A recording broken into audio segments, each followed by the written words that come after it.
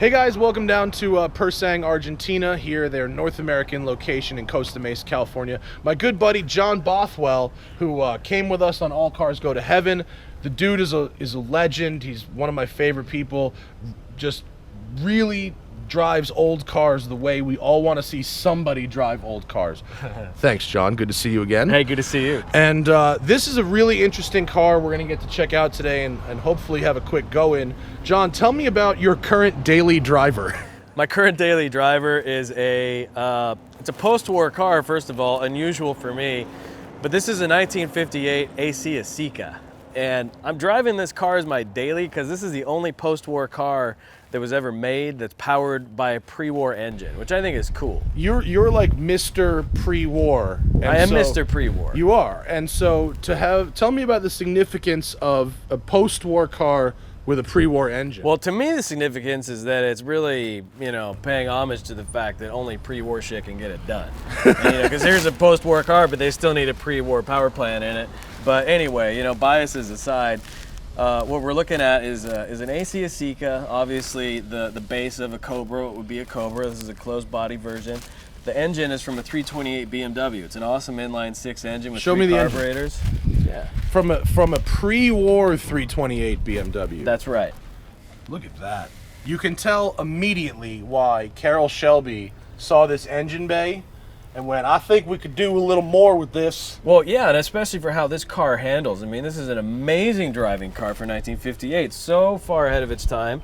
But look at all that extra space. How could you not put a small block in that thing, right?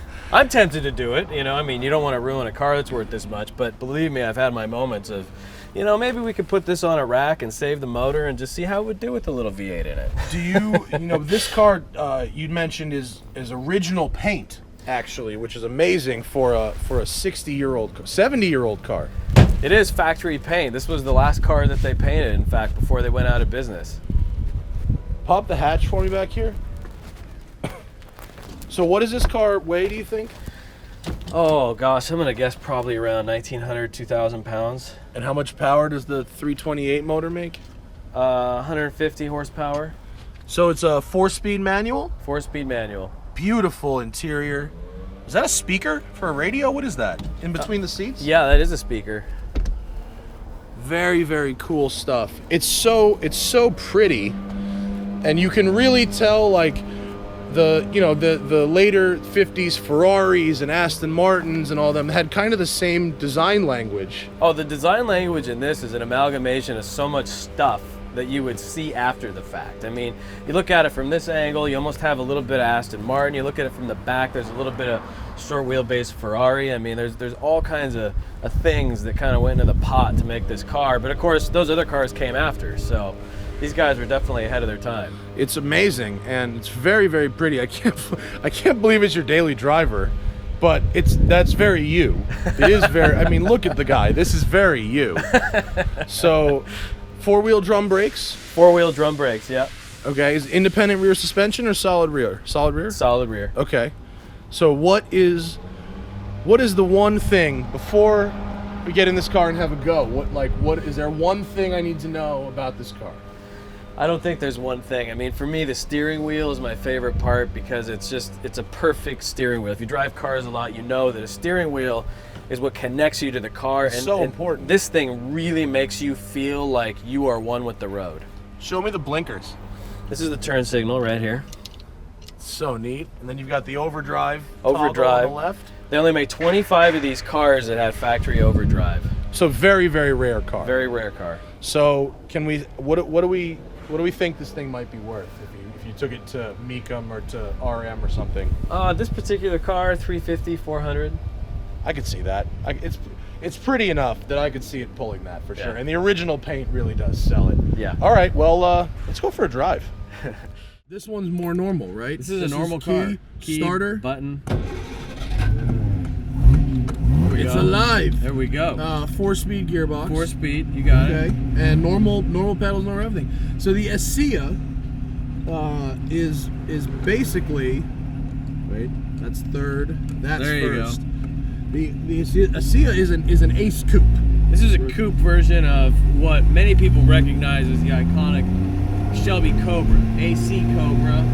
was basically this car with a V8 in it. This is the car AC made at the same time, but it's a closed body. Very few of these were made, fewer than 100. But did anyone put the Cobra V8 in these? There are rumors that there was one of these made that had a V8. One. One. It's like the great white whale. Nobody really knows where it is. No one's ever seen it. No one's ever seen it.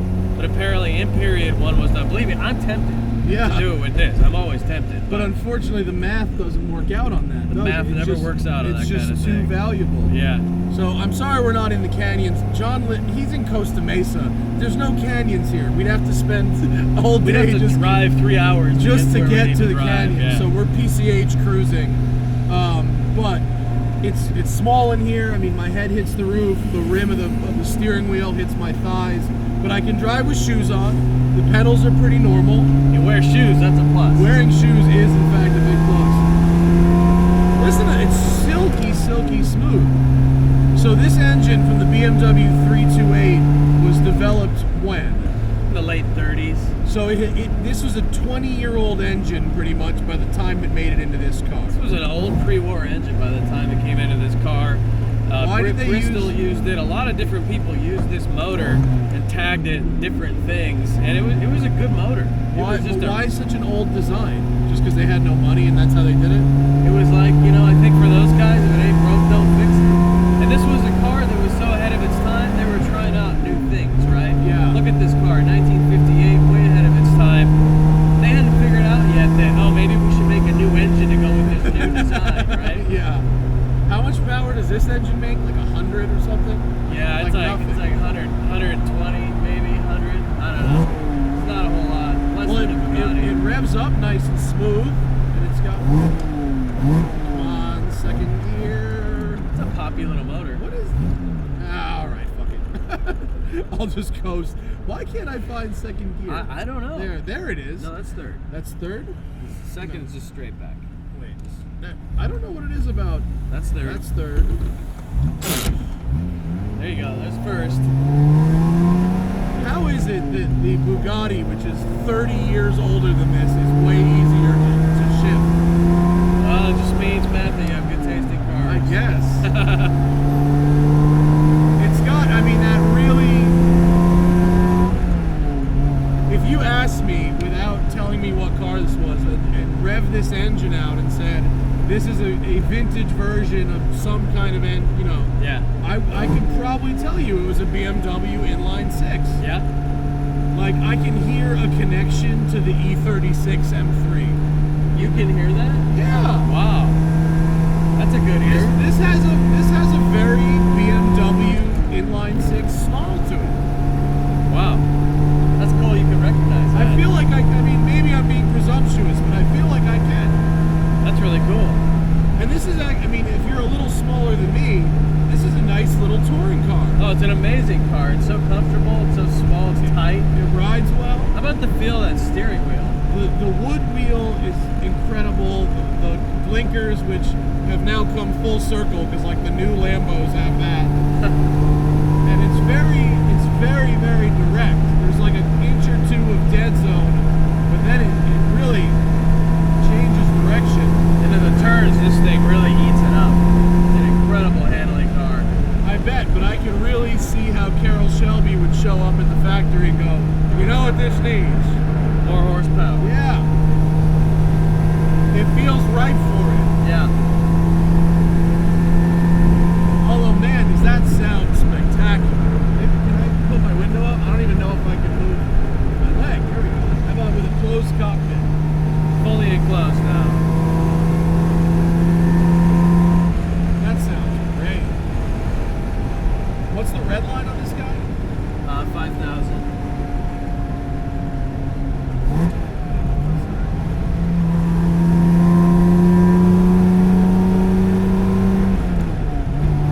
Alright, now I'm getting it. Something about that finding first is like a mess.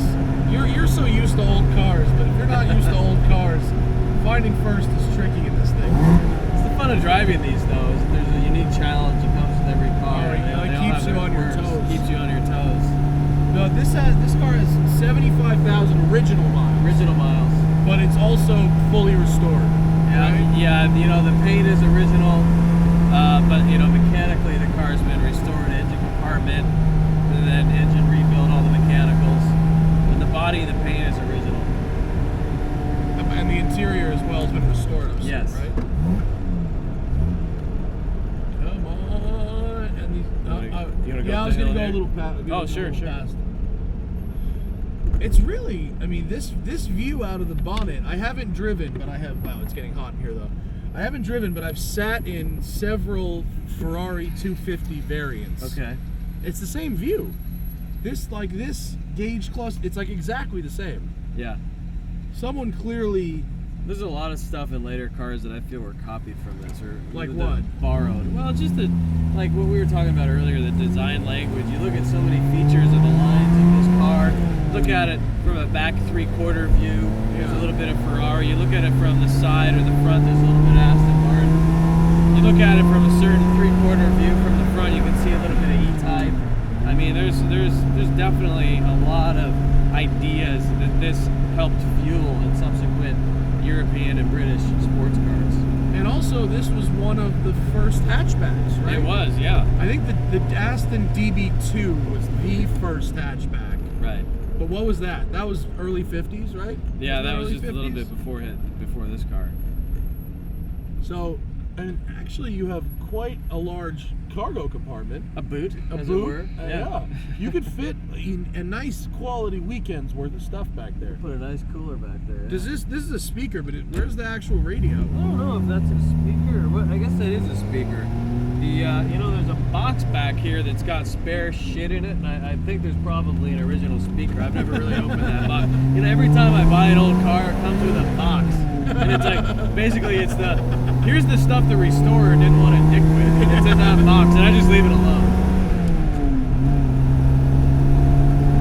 It's so fantastic that you're dailying this stuff. Like, you're the person who would. Nobody else would. I try to daily all my cars and cycle through them, and I'll tell you what, all my cars will start up, but if I start them up and drive them once a month, there's a process of blowing them out again. Yeah. And when you drive a car every day, this thing just starts on the button. Well, you dailied a Model T for a minute, didn't you? Yeah, oh yeah, I did that. Gosh, for about a month. But it keeps them fresh when you drive them every day. Well, it's better for them. Yeah, They run better when you drive them. Keep the batteries charged. Keep the spark plugs clean. You know, that's what they like. Old cars don't like to sit. I just love the sound of it. I really get the appeal of driving it. It's got a really unique sound, and I'll tell you what, it's as opposite to a small block V8 as you can get. Yeah, right. Big block, small block, any kind of V8 sounds nothing like this. Carroll Shelby took this car and raped it and took all the finesse and all the niceness of it. You know, this is this dainty car and it sounds very civilized and gentlemanly. Yeah. And he made it sound just like a dog, which is awesome. I mean, Do you think the AC versions of these cars are underappreciated? Or do you think it's about right? They're in a, well, I don't know. They're in a weird place because, you know, what do you compare it to? You compare it to the Cobra? No, you can't do that. You compare it to an E-Type? Well, it's better than that.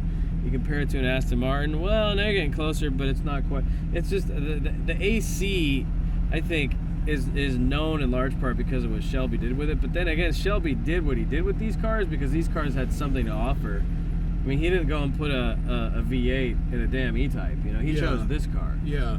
So that says something about its inherent design quality. That's true, and it's from an era where there were so many different British manufacturers, Triumph and MG and all that. So there was a lot more. Like now it's like you've got, you know, a Corvette, an M3, and then a Porsche and whatever.